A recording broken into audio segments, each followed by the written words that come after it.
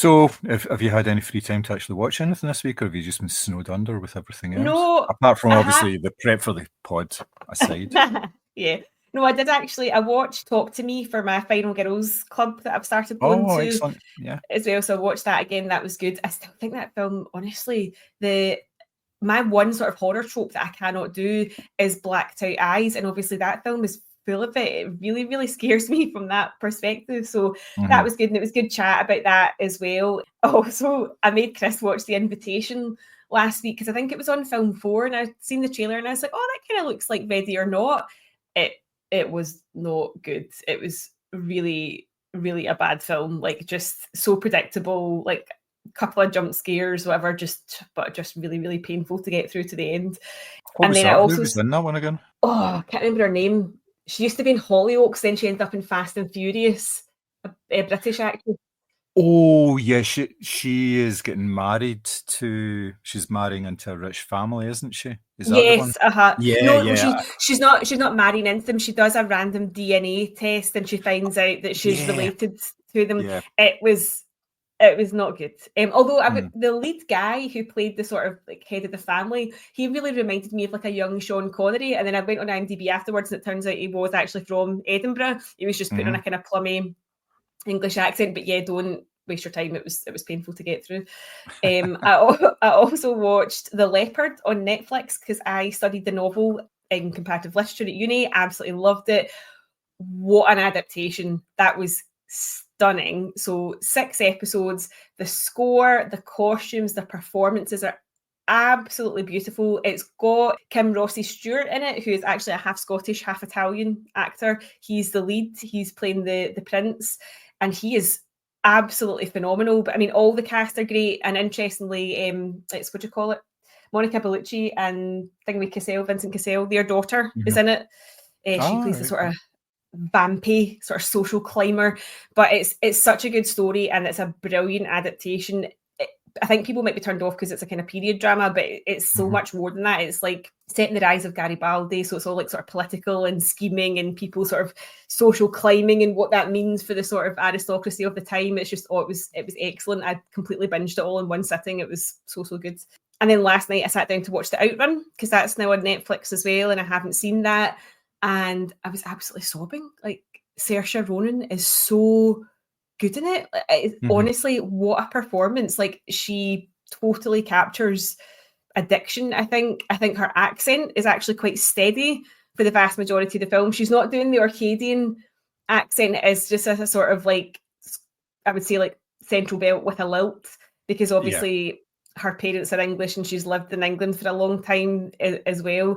But I thought that was a really, really great film, and actually quite striking to see Orkney on film, because obviously it does have loads of beautiful locations, but it's just not not a part of the world you ever see. So I thought that was really, really good. And so besides that, I've started watching The Last of Us season 2. I haven't played the game, so I didn't know obviously where this season was going. Chris had very strong views on episode 2 because obviously a big sort of event happens, and apparently that's very different to the game. I'm intrigued to see where it goes as a season because I did enjoy season 1 a lot, so I'm quite intrigued to see where it goes. Yeah, seemingly quite a lot of people on the internet are not happy about how this is kind of panning out. And in terms of books, I read that Dolce Vita Confidential by Sean Levy, which was about 1950s Rome. Oh, I wished I was there. Like all the names that he's talking about, and on Via Veneto, and how like Ava Gardner was like hiding her affairs from the paparazzi, the origin of the word paparazzi and how it actually comes from Bellini's Dolce Vita and the character Paparazzo, who's the head of the sort of press photographers, the rise of Pucci as a fashion brand, and like the Fontana sisters and all the different like sort of fashion brands that were coming up around that time. And of course, the sort of rise of Sophia Loren's career as well. It was just a gorgeous book, and I felt like I could actually like feel the heat of the streets and like, you know, see all the parties and all that sort of thing. It was a very, very good book.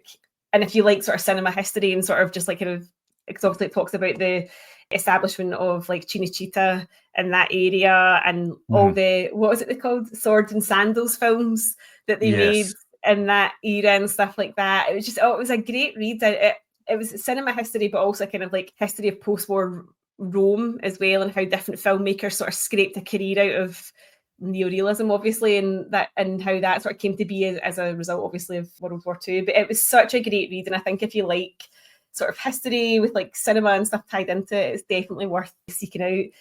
And then yesterday I sat down and read The Ministry of Time by Callie-Anne Bradley.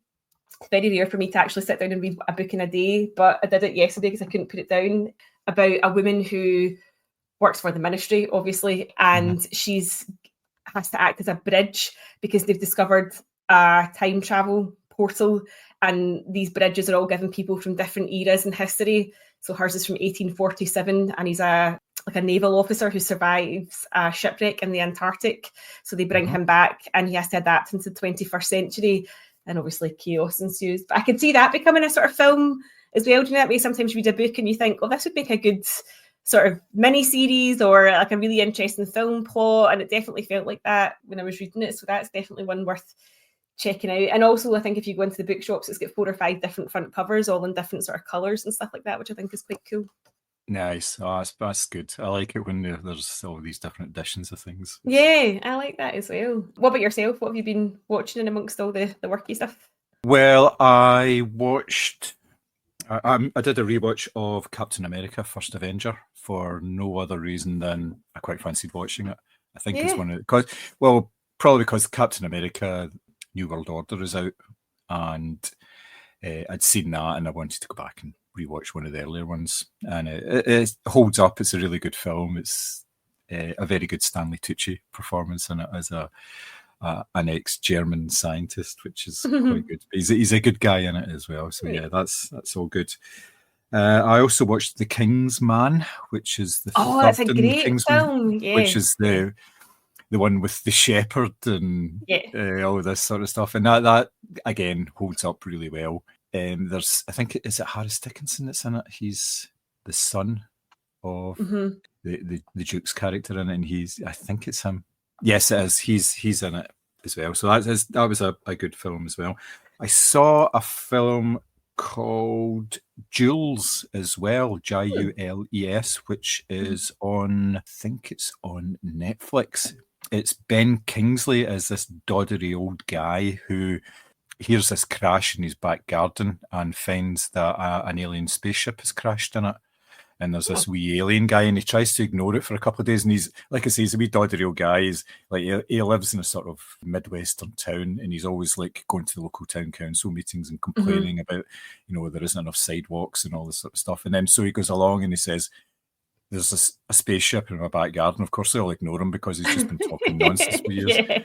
And he persuades his friends or his acquaintances in town, one of them's Jane Durkin, that this is actually there, and there's a wee alien guy comes out of it, and he makes friends with the wee alien guy and talks to him and like shows him stuff on the TV and all this and all that kind of thing. And it's quite a sweet little film about being part of a community and stuff. And then there's this wee bit at the end of it where obviously the authorities are actually looking for this spaceship, and there's a wee bit of sort of not so much action. It's still quite gentle and everything. But yeah, that was a really nice. That does sound good.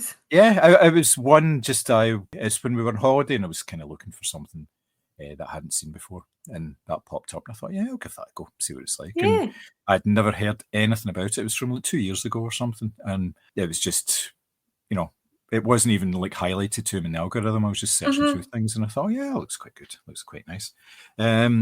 Yesterday, I was at the Kirky Cinema doing my bit at that, and I saw Mufasa, which I'd never seen before. It is very disconcerting seeing talking and singing lions in a sort of a real life environment. Because it's not like animation, isn't it? It is kind of like rendered to look real. Yeah, yes, it is. So it's obviously very well done. It looks spectacular and everything, but I didn't quite get into the story of it, basically because we've kind of had bits and pieces of it before. I mean, the main thing it comes out of is you know how Scar gets his name, because you can actually see him getting his scar. And you think, okay, yeah, fair enough, yeah. But yes, it was okay. And then the second one was Maria, the Maria Callas biography, which is an excellent movie. That's the last 7 days in the life of Maria Callas. And it's Angelina Jolie is playing the part of the opera singer. And apparently she studied and worked with a vocal coach for 7 months for this role in order that she could do some of the singing. But apparently something like 90% of the singing is still Maria Callas, and they've blended some of her singing into it. But with opera singing, in order to make it look real, you need to know how to breathe and hold anyway. yourself. So I'm assuming that a lot of it's to do with that, because it looked as if she was actually doing the singing. She was very, very good at it. And like the character's very frail, and she'd been ill for a number of years in this, and she was addicted to like prescription medication and all this as well. So it's partly a run through of her life where she's getting interviewed by this interviewer called Mandrax. It's Cody Smith McPhee is the interviewer, and Mandrax is actually the prescription drug that she's actually on as well. So it's as if that she's being, and it's, you don't know what's in her mind and what's actually real, and you can kind of tell sometimes, because like she's at what's the steps that the John Wick film was. Near the Sacré-Cœur. Correct, yeah, that one. She's walking there and she's speaking to this guy who's interviewing her, and then everybody that's actually on the platform there starts breaking into the Anvil chorus. And it's like, it's all in her head, but it's like really well done. It's a cracking movie. I really enjoyed it. Seeing it a second time projected was obviously really good as well. TV, it's just been all the usual stuff. I started watching Show Trial. Have you seen that? On BBC iPlayer.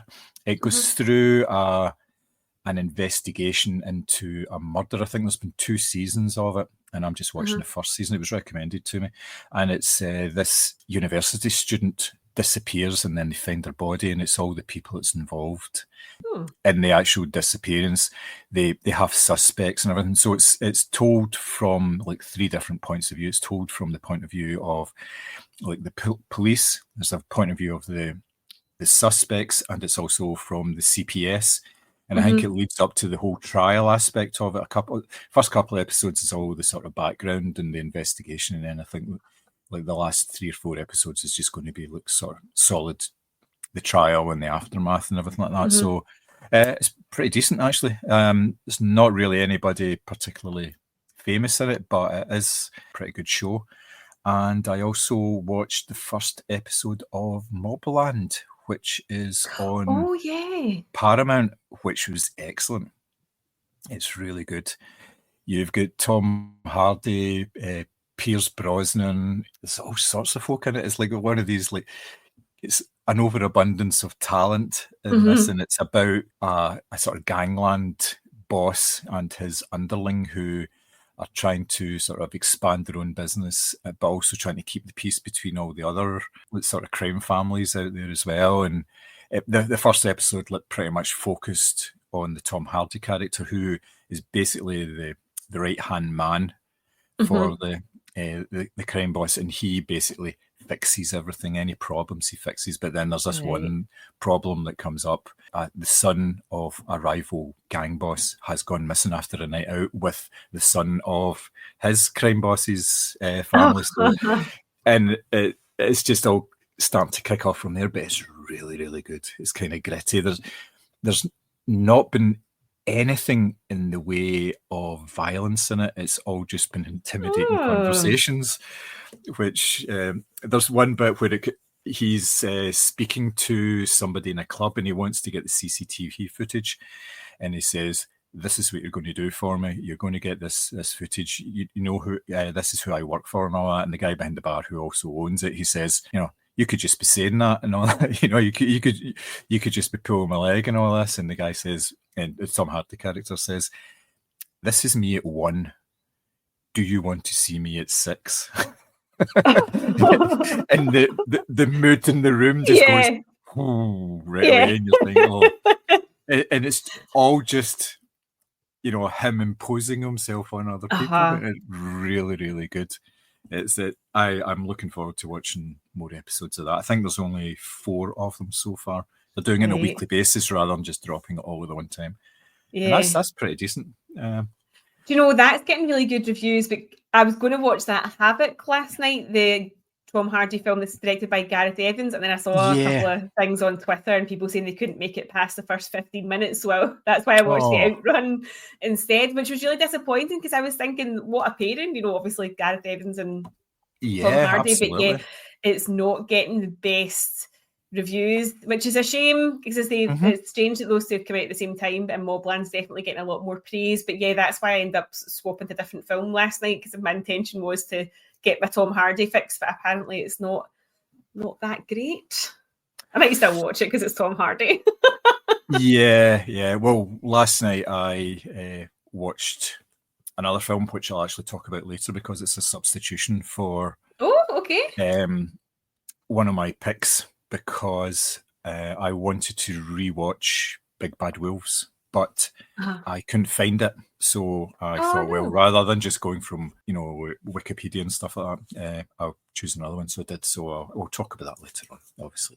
Anyway, so yeah. I'm not building it up in any way. It's not. Is this a semi special?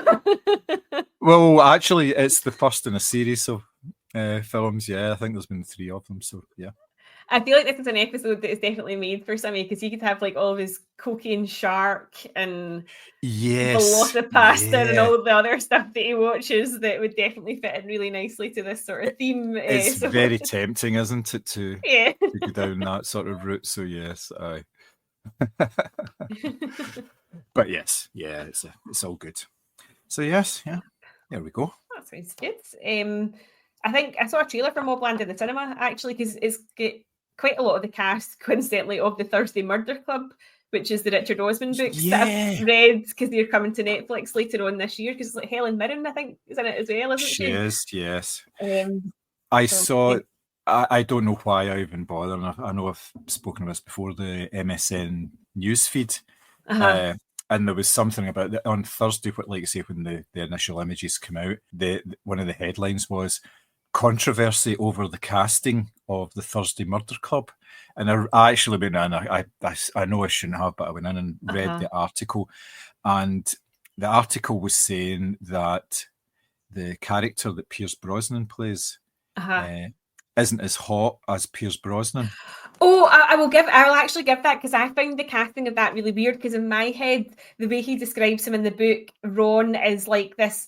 Well, in my head, he's got a shaved head and he's got football tattoos down his arms. He's ex-trade union. So I think in my head, he's got like sovereign rings and like chunky bracelets and he's always wearing like football shirts and he's quite overweight and his son is like a former boxer. So to me, he seems like a sort of geezer kind of guy. Yeah. And so I was quite surprised at the Pierce Brosnan casting actually because it was my friend Jackie had recommended the books and I didn't get on too well with the first one, but the second, third, and fourth are much better. So I was like, okay, I'm now into the swing of these. Just light reads, obviously. It's literally old people in a complex solving murders. But I was surprised at the Pierce Brosnan casting as well, because how I read Ron in the book is definitely he's not this like coiffured, obviously like older gentleman, whereas the rest of them do really fit the descriptions that Richard Osman has given. So it's strange. Yeah. This article was based on 3 posts on X.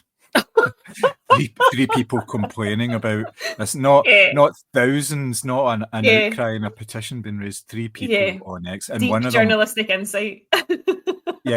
But to be fair, one of them actually said I had pictured Ricky Tomlinson in the role because he was in the Royal Family and he was in Brookside and he was a former trade union and all that sort of stuff. And he was a bit gruff and, like say, a bit of a geezer and stuff. But yes, I thought, why do I even bother reading these things? Because 3 people in it. Oh. No, I know, but I will agree with that slightly. It is the one piece from what I've seen, obviously the pictures. It is the one piece of casting that I was kind of like, okay, that's not really who I pictured when I was reading the books. Whereas the rest of them definitely seem to fit the kind of physical descriptions as well as the sort of personality kind of traits that you imagine. But I'm excited to see how it all goes. Like, it is a good wee series, and I think is it Steven Spielberg that's directing, isn't it? It's quite a big deal. No, it's his company. Initially, he was going to direct it, but it's Chris Columbus. It's directing. Oh, nice! That'll be good. Yeah. So, and he's been doing quite a lot of pretty decent work recently. He's been doing like production work rather than direction as well. So he's been involved in all sorts of things. I'm not sure if he was involved in The Monkey or not. He was involved in a horror. He was involved in a horror film, and I cannot think what it was because he was being interviewed about it a couple of months ago. He did the whole interview thing, doing promotions for it, and I cannot remember what it is. That's going to really bug me. Give me a minute. I will. You'll find it. Yeah, I will look it up. Yeah. I think if you're Richard Osman, you're laughing up your sleeve, right? You've got this. You're involved in like TV production, the Rest is Entertainment podcast. You've got these best-selling books. The Netflix film launches in August. The next Thursday Murder Club book launches in September. Like, he must be laughing all the way to the bank. You would think so, yeah. Oh, it was Nosferatu. That's what it was. Oh, right, okay. I just got my Blu-ray copy of that yesterday. Nice. He has known Robert Eggers for like about a decade and was involved and started working with him, like offering sort of production services, because he started up a small production company with his daughter, I think it was.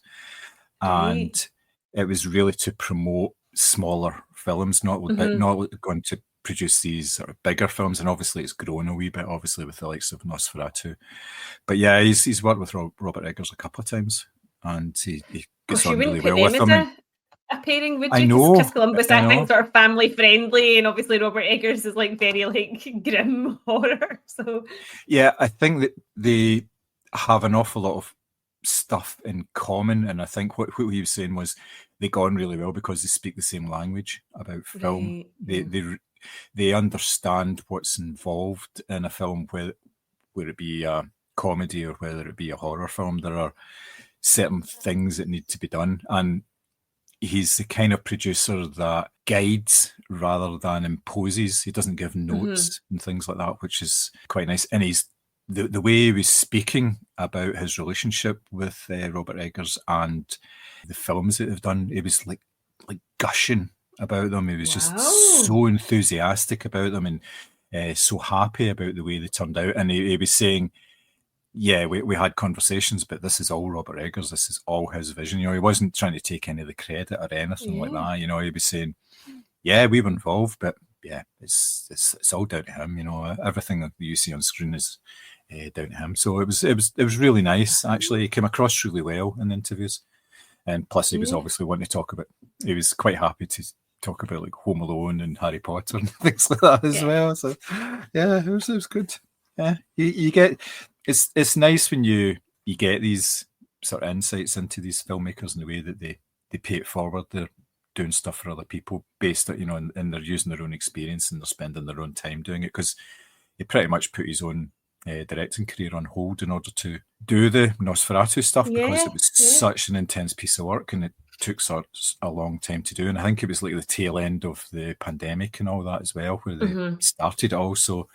I mean, we're still getting stuff that's coming out from the tail end of the pandemic. Yeah. Some of the films that are coming out now, because of the release cycle, it should take maybe 2-3 years for a film to go from initial development to actually getting on the screen. But obviously with the pandemic, that's stretched out to like 5-6 years. There's films that have come out that, like for instance, that G20 film that originated in 2017. That's when the initial work was done, and that was done. I know, yeah. But then there was like a 2.5 year gap where they couldn't do anything at all, and obviously people drop out and circumstances change and money goes away and all this sort of stuff. So yeah, it can take years and years. It's very impressive that these guys who quite happily and quite easily just work away at their own career are want to invest their time, and work with other people now. But I suppose it's all artistic endeavour, isn't it? They want to be challenged and stimulated. They don't want to just do the same old stuff all the time. No, and I think, as I say, they seem like sort of strange bedfellows, as it were, because obviously when you think of Chris Columbus, you do think of the sort of classic family films, but obviously for him, this is a chance to be involved in something that he's obviously passionate about, but it's so different from his own body of work. It must actually be quite exciting, because I think maybe as a director, when you I'm not saying you sort of fall into a particular style, because obviously there's lots of directors that do have really different sort of styles across their films, but I think maybe having the chance to be involved in something that's so different without actually having to sit in the director's chair must be quite exciting and obviously rewarding, because he sees it as sort of, I mean, Nosferatu was such a big thing, so I don't know if you can really call it an indie, but he maybe sees it as a way of being involved in a sort of smaller production compared to, as I say, like your big sort of classics like your Home Alone and all that sort of thing. Yeah, of course, yeah. But it's just, like I say, it's nice to see. I think it was on the Simon Brew, Simon Brew podcast. Yeah, the Film Stories one. He was interviewed on that, and yeah, it was quite an extensive interview. It was like about an hour long or something, and yeah, it's just came across really, really well. And he's obviously got an affection for the UK as well, because he spent like quite a long time working here, obviously, as well, with all the Potter films and everything that they were all shot in England. So yeah, so it's all good. I was trying to think as well, like if we did cover Sinners, what we would pick as a top 3, because obviously we did vampires to tie in with Nosferatu. But what I was thinking, I don't know if have you seen it yet? No, I've not seen it. I'm planning to see it tomorrow. Because what I was thinking was we could do films with iconic scores, and that will make sense to you once you've seen the film. Oh, I've heard some of the music from it. The Edith Bowman podcast, the soundtracking one. She has spoken to is it Ludwig Göransson? I did, yes, the Mandalorian. There's been a couple of interviews, but there's a specific one that talks about the score and that, and they played clips from it, and it sounds really, really good.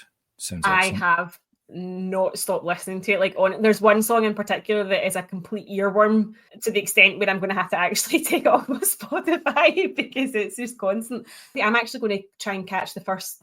Oh, it depends, because I don't think Chris has finished season 1. I wanted to watch the first 3 episodes of Andor because they've dropped, but I don't think he's finished season 1 yet. I might have to banish him to the attic so I can watch them. yes. I'm meaning to get started with that again, because I really enjoyed season 1 of Andor, along with just about everybody else, I think. So yes, I would like to catch up before it gets spoiled for me. Well, that's the thing as well, because they're dropping 3 episodes at a time. So it's going to be, I feel like if I watch it today, the next 3, I think, drop tomorrow. And that way I'm not that far behind, because I don't want it spoiled, especially because it was so powerful the first season. I really don't want to have major death or something ruined by Twitter. Yeah. As is usually the way these days. Yeah, I'm reasonably good at avoiding spoilers when they come up, but yeah, occasionally you just get blindsided by something. So yeah. Well, we were talking about that at the Final Girls Club, actually, about I basically stayed off the internet from Nosferatu's release date until, because we went to see it, I think, on the 2nd. And after that, what I noticed was it was really annoying. First of all, I don't like people that take pictures in the cinema anyway, because you shouldn't be doing it. But people were posting, like on their Insta stories or on Twitter or whatever, the end scene of Nosferatu, like spoilers. And like, this is a great bit of cinema. Right, that might be true, but you've just ruined it for everybody else who's not had the chance to see it yet. So yeah, that we were talking about people basically spoiling films and stuff like that, but Nosferatu in particular, that really pissed me off. Yeah, people do it all the time, and it is really annoying, and it gets really difficult to avoid it sometimes. It really does. It's horrible, because I remember during the Avengers Endgame, when that came out. God. And Marvel were promoting it obviously quite heavily on the social media channels, and they would promote like a wee sort of clip of it, and then the first post, or the most relevant post, would be somebody putting a spoiler in for like a major death. And you're like, come on, I wait to fuck, I know. Like, great that you've seen it before everyone else, but can you just let everyone enjoy it on the same level? Like going in and just, I don't. And I've noticed more and more of that, people taking actual pictures in the cinema of a particular scene, and that really grinds my gears, and I'm afraid that I would clipe, because I think it's just bad cinema etiquette. That was like that that thing that Simi sent us, the review of the Prince Charles Cinema, and it was like 2 stars because they wouldn't let me sit and talk on my phone like everybody else was doing. Like, no, you're all wrong. Nobody should be on their phone. It's that straightforward. Yes, there shouldn't be a consensus where it says if everybody else is doing it, then it's okay for me to do it as well. Yeah, none of you do it. Yeah, exactly. God, the race still, it was a 2-star review rather than a 1-star review. So Oh, I know. Popcorn must have been nice. I was going to say, must have liked the seats and the popcorn. Yeah, the race is on. The tickets for Mission Impossible Final Reckoning out tomorrow. Nice. So I'm just need to try and get IMAX. Oh, that reminds me. If you can, because I didn't, if you can see Sinners in IMAX, easy for you to say. Mm-hmm. Apparently there's something really fantastic where the aspect ratio changes. So I saw it on a normal screen and I've missed out on that. So I would really like to go and see it again in IMAX. But if you can, apparently it's quite well done. Nice. I don't know if it's on the IMAX and Science Centre. I'll check it out. Yeah, I'll see if we can see it. All right, cool. Good stuff. Yeah.